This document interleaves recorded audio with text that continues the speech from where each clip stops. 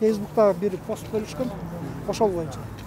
Көрсө ал баягы экстремисттик уюмдарга тиешелүү пост экен да. Мен илимий макала деп ойлогом аны. Чакыруу жок эч нерсечи, илимий эле эме да. Анан көрсө баягы ошол жана авторлор деген жерде кээ бир жерде ошо кээ бир адамдардын эмеси өтүптүр да, ошол кылмыш козголгон жок, эч кандай кылмыш козголгон жок. Күбө катары чакырды. Болду, ошо менден алып кеткен китептерди экспертизага беришет. А жерде бир жана да башта айткандай эч кандай бир корко турган нерсе жок. Анын жыйынтыгын колума беришет. Болду, анан ошо боюнча бүтөт бул иш. Посторуңарда тиги президент сындап жазат экенсиңер, анан тиги биздин шефти Ташиевди сындап жазат экенсиңер деген нерселер болгон жок эч кандайчы.